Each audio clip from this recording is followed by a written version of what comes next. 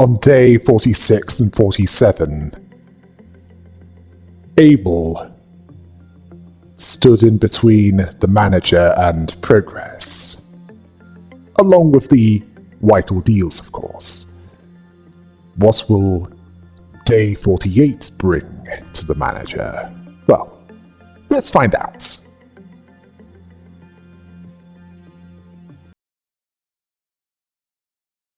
For those thinking that things can't get any worse, it's been getting progressively worse since day 1. On day 48, the room melted even more, with eyes appearing in the corner, and a more messed up man with unkempt grey hair and stubble in a black shirt with matching trousers, wearing a white lab coat appeared. He asked the manager if he still remembered when they knew the warmth of the sun. They've become too cold to cherish such a thing. The warmth wasn't meant for them from the start. The manager felt that too. He'd been longing for something since the moment he stepped into that room. He then spoke of a tale about the 2 doors. The doors that never wanted to be opened, but had to be opened. And then the manager remembered something. Something from the past. Something which was likely to be painful to remember, but he was unable to help himself. This memory involved... Yeah, you guessed it. Carmen. Asking to come in. He wanted to pretend that he wasn't in the room. He knew what she was going to say. Sometimes she could get extremely reckless. It frightened him whenever she did that. He opened the door. He saw her eyes right away after opening the door. She walked into his laboratory and started illustrating her hypothesis. Carefully, yet decidedly. He wanted to say that it was preposterous. But like always, he was persuaded. Yeah, and without that lab coat, this iteration of A probably looked like he's working in some restaurant.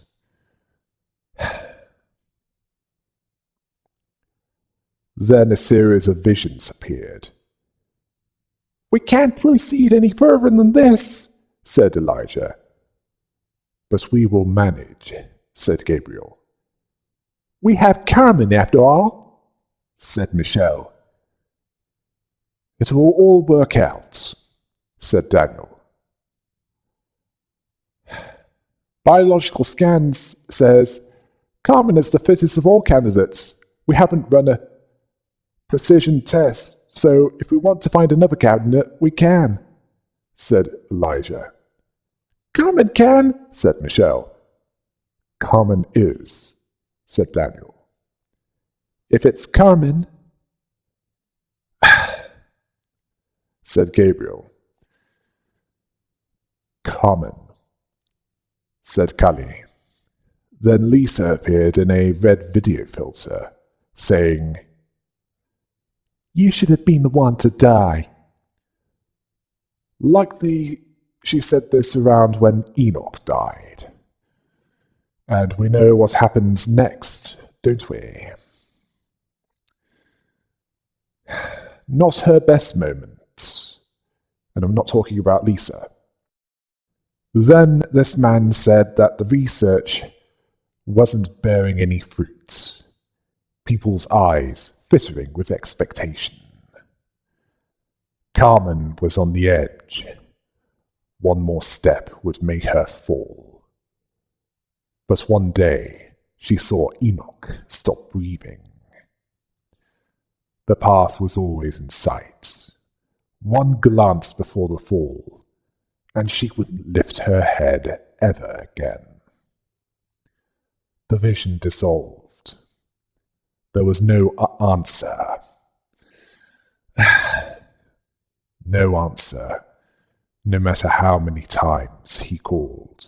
Only the sound of water flowing filled the air. He was just pulling the doorknob as if he was insane. But he hoped that door would never open. He hoped countless times. He found Carmen dead, suicide by a bathtub with her bleeding to death, due to at least one open wound, resulting in blood loss. He then went on to describe A's violation of her body. He froze her, and then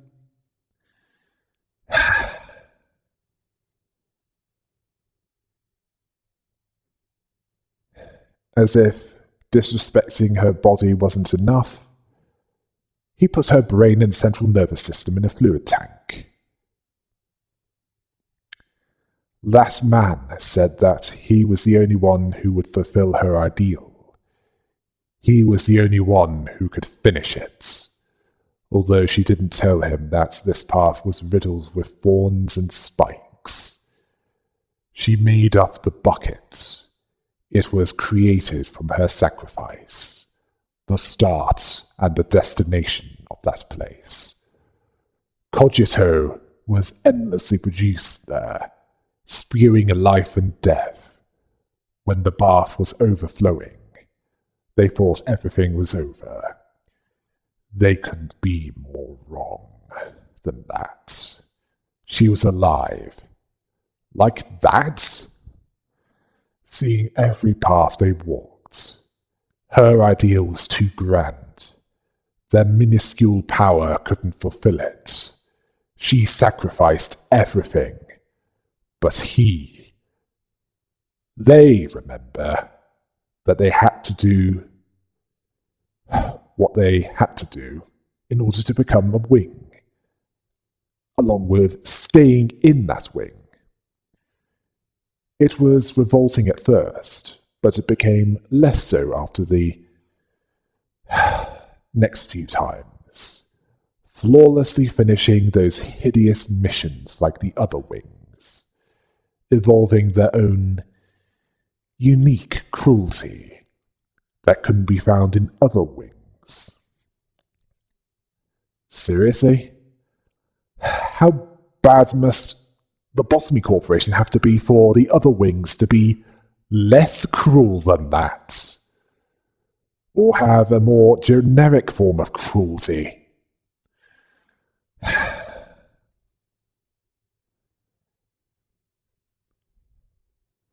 Yeah. I shouldn't be surprised by now, but having it put like that,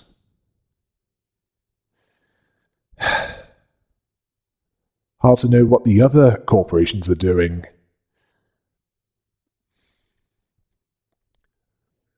But it's probably not going to be off by much as far as pleasantry is concerned.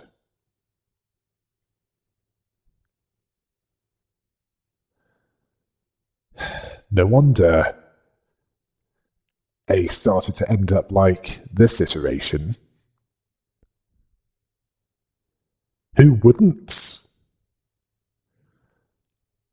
Unless they were a pure psychopath rather than someone who, well, was not a nice person.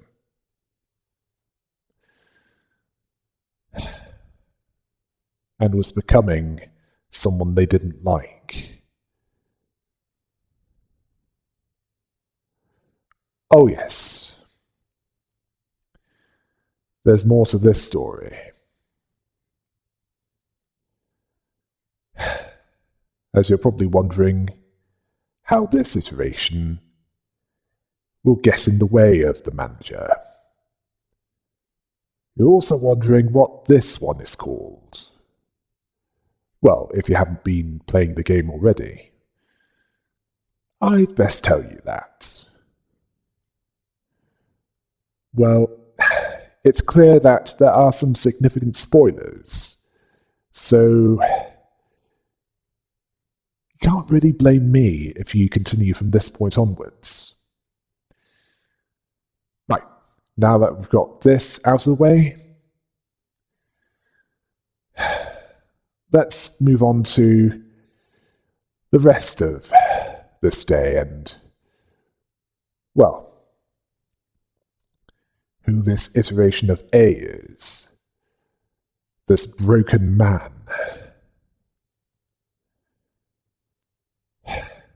Well, I thought that Neshak was broken, but clearly not compared to him. The story about sacrificing humans to fulfill their ideal needed to be continued, much as the Aztecs believed that they needed to sacrifice humans on a regular basis to keep the sun rising. So they had to look like they were maniacs about energy production.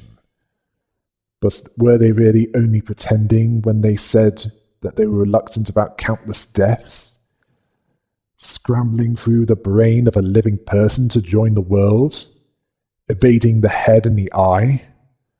Throwing a person to a monster just to gain energy? Reincarnating a man just to live through his agony again? Does the manager think that's something that a normal man would do? They close their eyes and ears, eventually ending up feeling nothing about what they did. This one called himself Abram to remember his sins, sacrificing innocence. What does he expect to achieve doing that?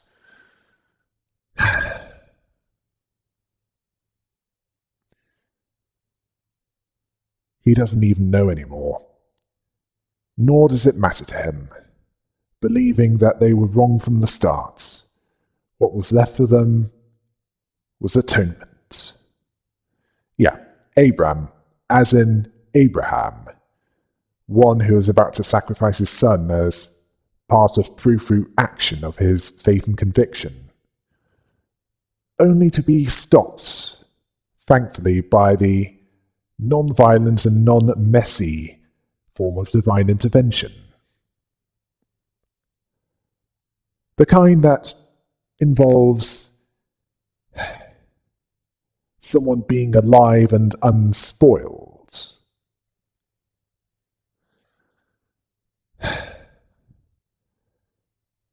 Much to his relief. In fact, much to both of their reliefs. Yeah. Abram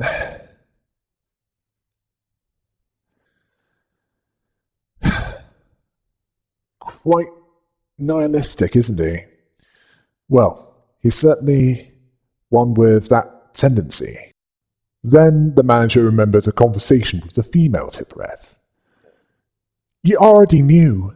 We didn't meaninglessly embrace this pain. Tippereth knew this a long time ago. It's why he always walked ahead of me. One day, I realized that you and Tippereth were looking at the same place. I just didn't want to admit that I'm behind. I think that's why I was always angry. I am a separate of the middle department. I can't have fallen behind, can I?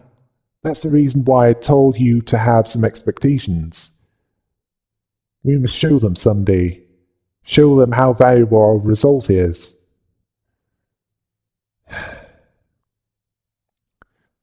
Back in the present, the manager told Abram that he had an expectation of the meaning of existence. Abram said that the manager would fall onto the ground no matter how much expectations he has.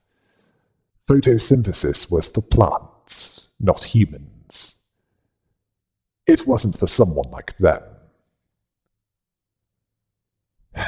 They drove Carmen to death. Are you sure it wasn't... Anyway, in the past, Gebura said, I was always furious without a clear reason. It always felt like I'm missing something, but I didn't know what that something was. This frustration was expressed in a rather bad way. As you saw, this madness without purpose never went away. If you didn't stop me, it would have devoured me. Look, we can't go back to the start. The situation has changed too much. But I was able to keep my promise with her because you stopped me. You need to remember now. She would want you to protect what's left, rather than suffering guilt. For someone who can't write a coherent document. Back in the present, the manager told Abram that he had the courage to defend. Abram said that Carmen entrusted him with what was left, but they weren't the people that Carmen thought they were. The only person that believed in them was gone. There was no one left. So what? We all have our bad days. She has no exception. Or rather, was no exception. Perhaps I'm not the one who can talk coherently. In the past, Chesed said, Manager, do you know why I chose this small company among all the other wings? Of course, Carmen's moving speech played some parts, but the decisive factor was because I liked how everyone here trusted Carmen. You know how meaningless the word trust is nowadays, don't you? Even more so, Carmen trusted you to the moment of death. So did everyone who left. Why do you think I was able to survive until the end? Look around you. Everyone came just for you. And they're waiting.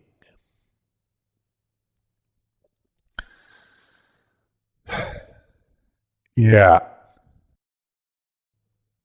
trust is often used by psychopaths to exploit and manipulate.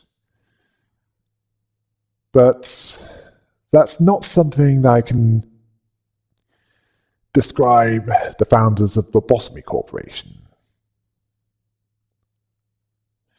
They were flawed, yes, but they're not psychopaths.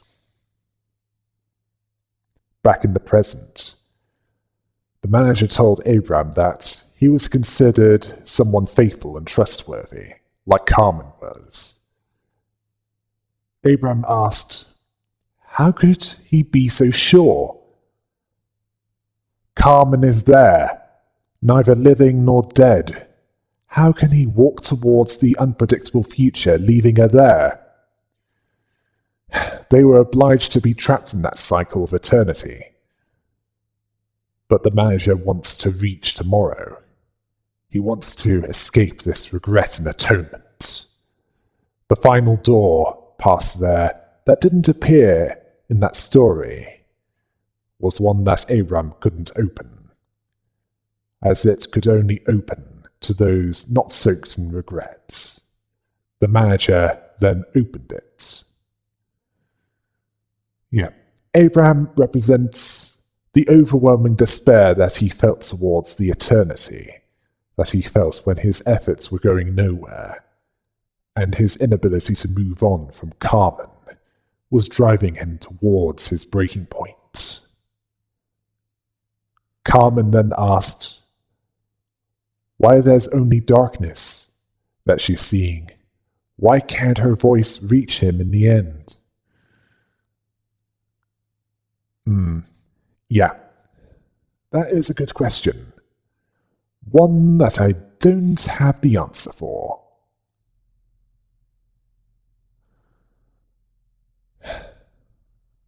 And you're probably asking, What happened this day? On day 48? Well, I think you can guess what happens here. Something harder than all of the upper layer separa effects.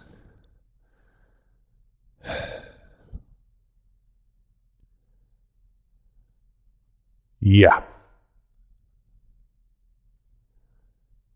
It's all of the middle layer separa effects at once.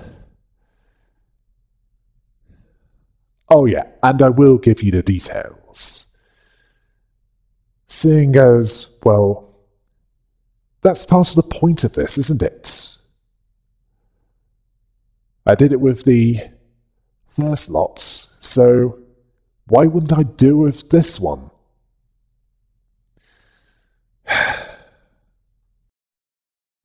However, if the middle layer wasn't synchronized, Abraham thought that the manager might have a different outcome since he found the answer, but even he failed, seeing failure as an inevitable cycle for them. But even though they're failures, they managed to achieve one thing. They could see Carmen again, like that. Although they can't have a nap on the field under the warm sun like they did in the past. She's alive, watching them. She'll understand.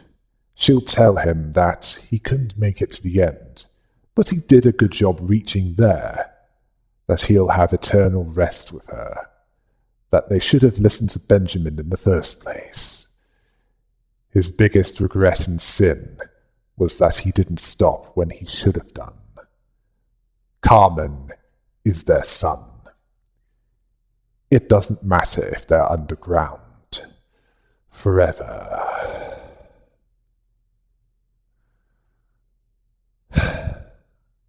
Morbid, isn't it? That he wants to spend eternity with someone who is essentially now just a brain with a central nervous system.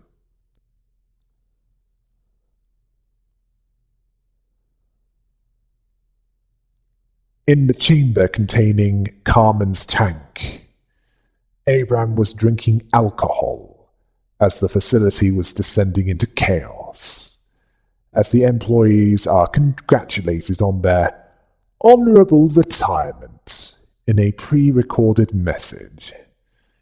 Abraham said to Carmen, "Let them sink. She can't hear his voice." Now they're mad to him. He wouldn't open the door anymore. He wished that she was with him when he opened his eyes again someday.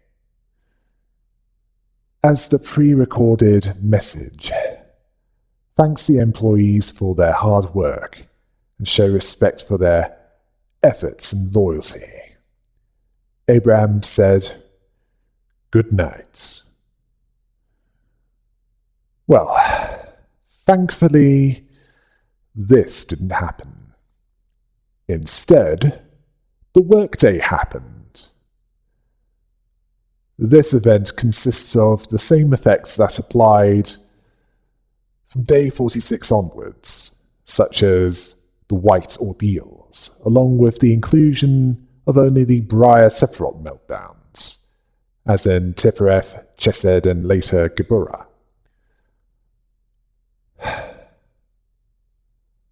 Although, in the case of Tifereth,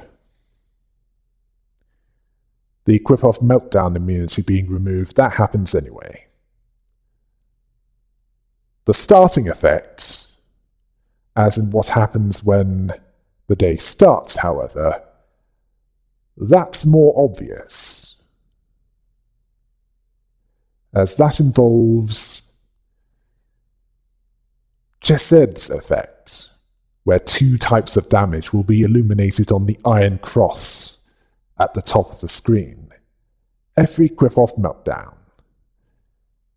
Well, every Qliphoth meltdown that will change, where it will increase the damage types selected by 4 times normal. Yeah, sounds punishing, especially when working with Aleph type abnormalities, but that's not the worst of this. The worst of it involves Gebura. From Meltdown level 5 onwards, Chesed will be turned off, and the red mist appears at the disciplinary team main room. The phases of her suppression will be the same as during the Gebura core suppression, but she will have 40% less HP each phase than she did previously.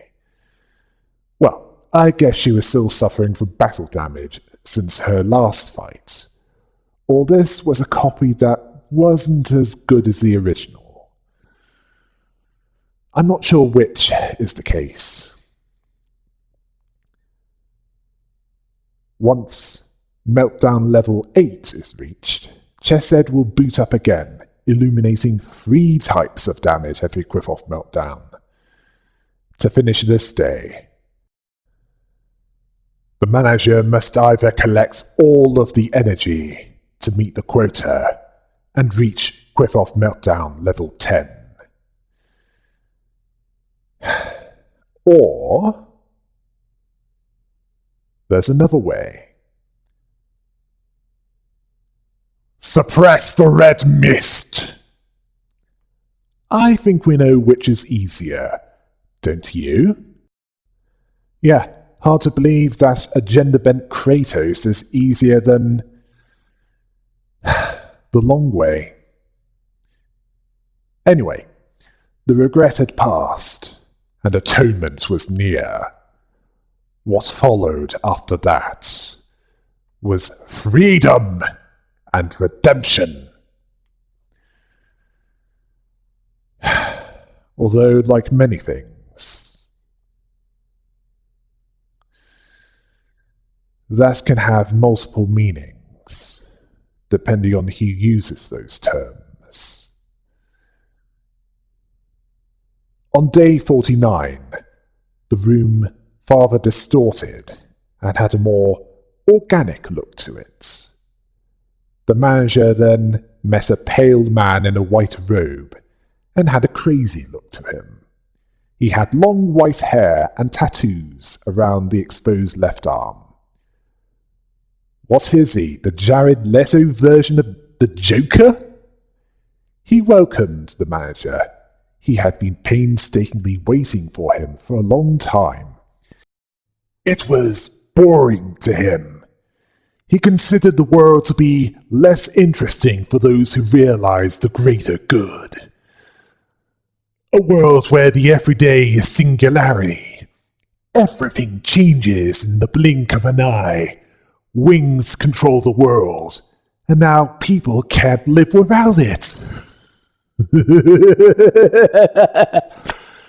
People just stay silent, even though they know how ethically wrong the wings are. Those not controlled die as a loner and a failure. That's how we are now.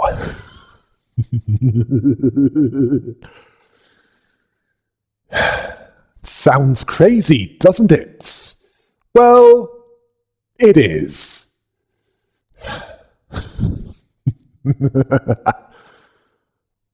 Certainly in his case. And that's only the start of it. What I was in the past, who I am now, who should I be in the future? Questions that stopped being asked a long time ago. All people have left is to die slowly. Nothing as boring as watching a certain fall. So they found the light that resides in everyone. Most people don't find their light in their lifetime. Humanity is unhappy as they chase illusions without realizing the truth. They started hiding their lights in the deepest parts of their hearts. Carmen thought that she could draw such lights. They could see the truth. Abnormalities aren't illusions. They are true form. Drawn from the lights in our hearts. The true human of that age. The pure form that is shed from their empty skins. They feared and tried to contain the abnormalities. Their ignorance shouldn't be blamed. They feared being naked. Carmen would be the forbidden apple for the new humanity. He then said to call his name Adam, the first of this new humanity.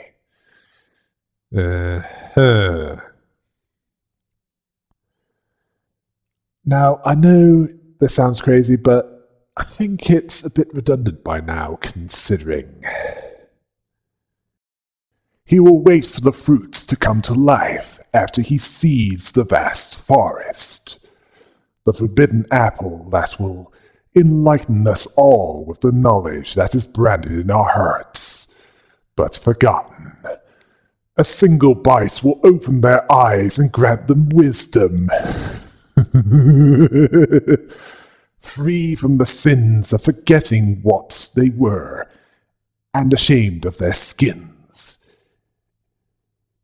If they drew everyone's well with the buckets, then their ego won't need to be locked anymore. Everything that is oppressed burst out in every form possible. Doesn't it give him the chills?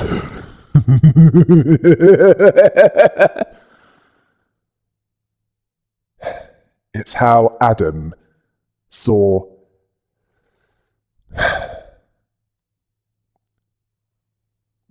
how a person should live.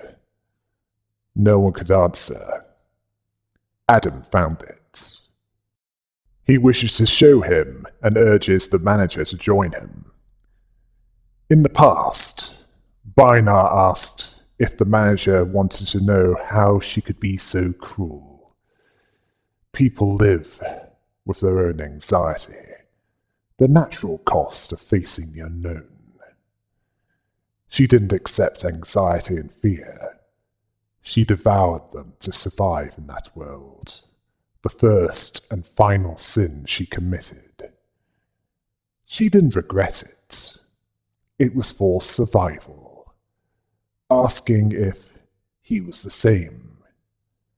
She knew, seeing his face when he ripped through her brain. It was inevitable. He needed to face the fear that he had forgotten, if he wanted to stop the cycle.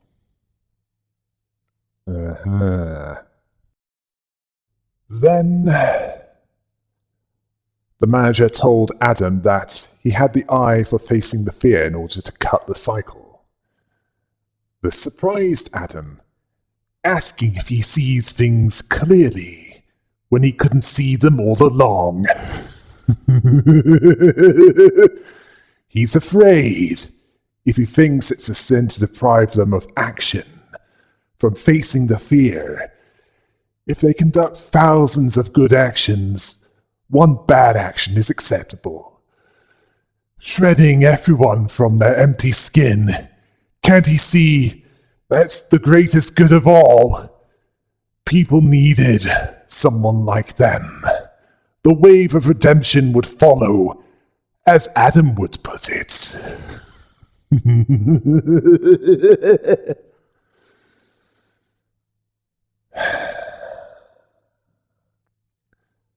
After he said that, the manager remembered what Hockmer said in the past. That It's in everyone's instinct to pursue freedom. The reason why he gladly let him pass was that he wanted to fly with the manager's own strength, despite being left in that harsh world.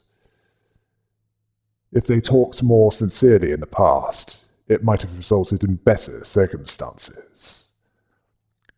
They've left that past behind. They can't go back. They live in endless conflicts and regrets from birth to death. They grow by facing them and walk into the future.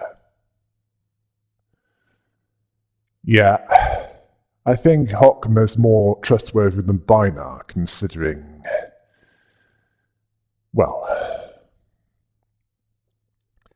it was after that the manager told Adam that he had the eye to embrace the past and create the future. Adam was annoyed that the manager refused to join him and moved to the unpredictable future. His days would be filled with marvels and wonders if he joined him. He's not even sure that he's on the right path, because it's painful to live day by day. That sacred secret can't be wasted like that. Adam then lost patience and said if the manager was not ready, he'd be going first. Then he noticed that the manager didn't want to stop him, but block him. Carmen then said that A didn't want her to stand by his side at the end of the story. That she isn't among those who would face the end together with him. Well, you're not exactly in a position to do that. As far as having a body is concerned. As you're kind of trapped in the tank that's producing Cogito.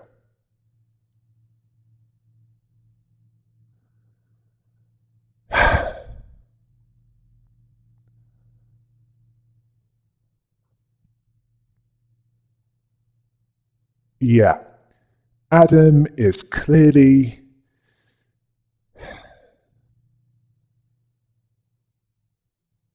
not the most sane of individuals, and that's putting it mildly.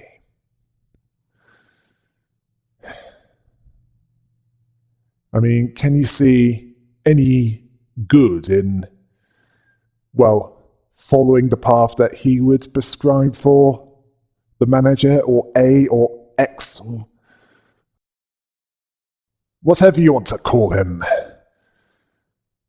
Well, if the lower layer wasn't synchronized, Adam asked, why has it come to this?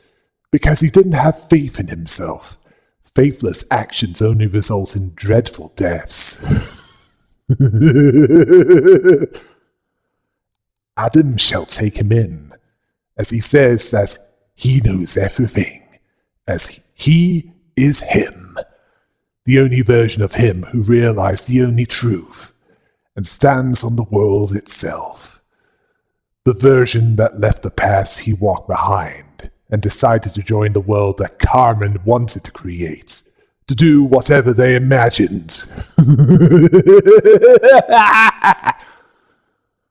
The facility surfaced and emitted a red beam into the sky. He told the manager to behold how this lost-riddled world is perfected by them. The foolish god named Rationales he ruled this world until now. No, calling it a god is an overstatement. It's merely an illusion. They shall drag it down and open everyone's eyes. The world that Carmen wanted will come.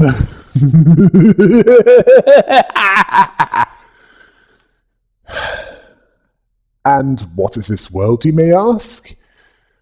Well, the red beam turned people into abnormalities, which spread throughout the city and spilling out into the outskirts. Blood, gore, and chaos. The people unaffected stood little chance against them. They cried out against the monsters, while another was changing into an abnormality in front of them. Adam proclaimed that they created that paradise. Even the head and the eye are mere humans. They can't stop them. Those that realized the truth, everything that they saw in that and was only shadows. That the truth wasn't witnessed until now. That fruit of redemption will reach everyone's heart. The abandoned, the powerful, the rich, the hopeful, everyone. The tree of human shall reach the root of the world. Then he declared that they'd be free at the end.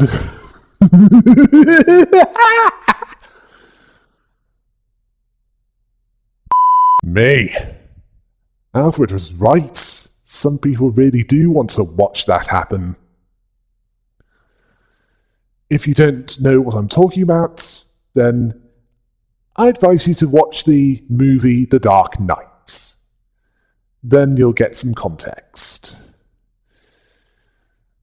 Because what happens in this ending is basically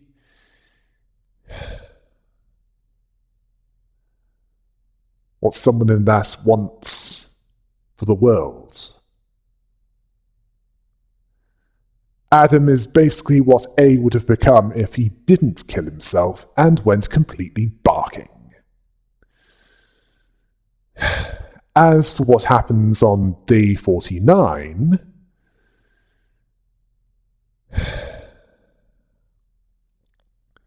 yeah, that happens.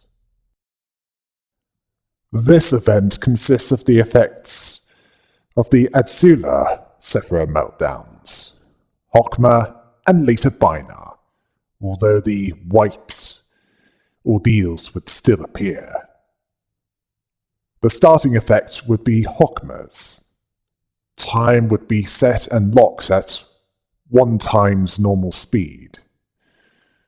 I should just say normal speed. Anyway, if the manager attempts to pause time, 1 employee will die or panic. And it will increase the amount until every employee dies or panics in the facility, and then dies.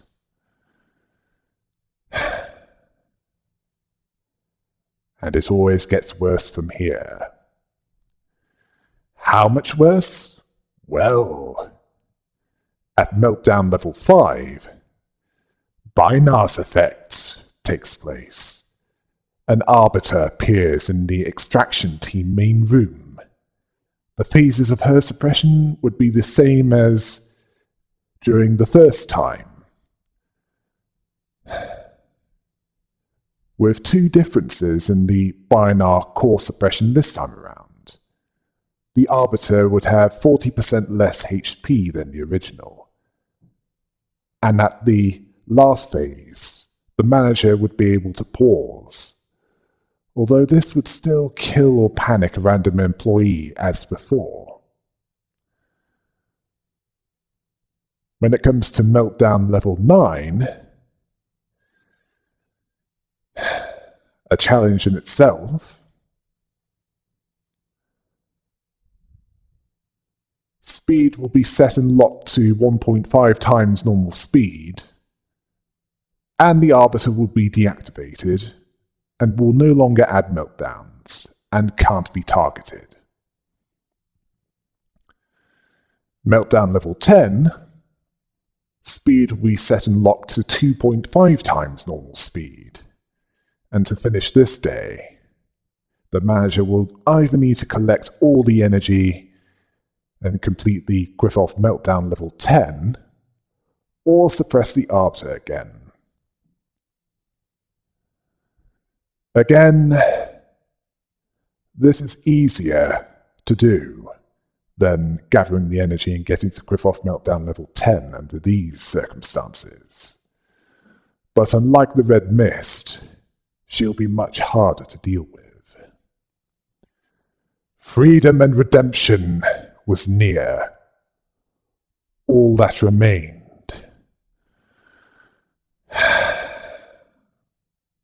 was to change this tree of darkness,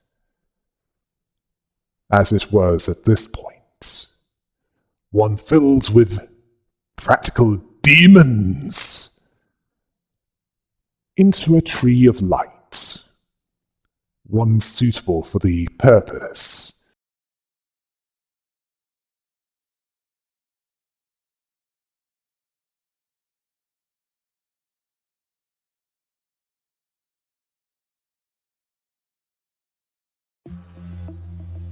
Only day 50 remains.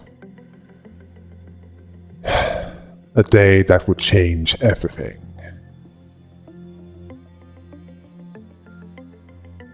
Until next time.